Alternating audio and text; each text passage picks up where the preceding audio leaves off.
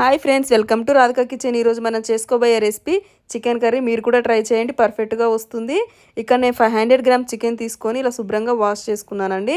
నేను వాష్ చేసుకునేటప్పుడు పసుపు వేసుకున్నాను. పసుపు వేసుకోవడం వల్ల నీసు వాసన అనేది అసలు ఉండదు. 2 టేబుల్ స్పూన్ అల్లం వెల్లుల్లి పేస్ట్, 3 టేబుల్ స్పూన్స్ కారం, చికెన్ మసాలా,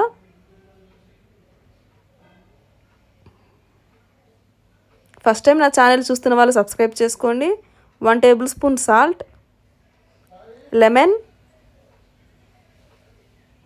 ఇప్పుడు చికెన్ ముక్కలకి పట్టేటట్టు ఈ మిశ్రమాన్ని బాగా మిక్స్ చేసుకోవాలి.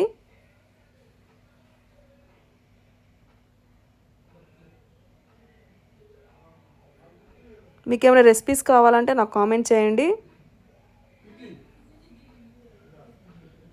2 టేబుల్ స్పూన్ ఆయిల్,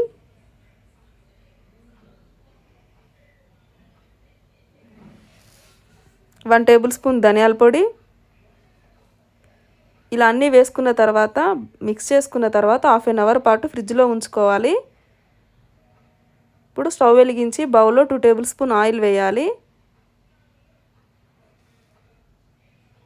ఆయిల్ వేడయ్యాక 1 టేబుల్ స్పూన్ జీలకర్ర, కరివేపాకు, 2 పచ్చిమిర్చి. మంటను మీడియం ఫ్లేమ్లో ఉంచి ఇలా నేను 3 ఆనియన్స్ సన్నగా కట్ చేసుకొని యాడ్ చేసుకున్నాను. ఆనియన్ ఇలా గోల్డ్ కలర్లో వచ్చిన తర్వాత 2 టమాటాలు తీసుకొని ఇలా సన్నగా కట్ చేసుకొని వేసుకున్నాను.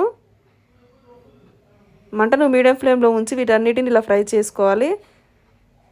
1/2 అవర్ తర్వాత ఈ మిశ్రమాన్ని కొంచెం కూలింగ్ పోయేదాకా ఉంచాలి. ఆనియన్ టమాటా ఇలా మగ్గిన తర్వాత చికెన్ని వేసుకోవాలండి. ఎక్కువ కలపకూడదు, ఇలా లైట్గా కలిపిన తర్వాత ఇక్కడ నేను లైట్గా వాటర్ యాడ్ చేసుకున్నానండి నా గ్రేవీ కోసం. మీకు నచ్చకపోతే వాటర్ని అవాయిడ్ చేసినా పర్వాలేదు. 2 టేబుల్ స్పూన్స్ పెరుగు వేసుకున్నాను. ఇక్కడ నాకు ఉప్పు కారం అంతా సరిపోయింది. మీకు కావాలంటే యాడ్ చేసుకోండి. కొత్తిమీర వేసి గార్నిష్ చేసుకుంటే చికెన్ కర్రీ రెడీ అయిపోయింది. మీకు నచ్చితే లైక్ చేయండి, షేర్ చేయండి.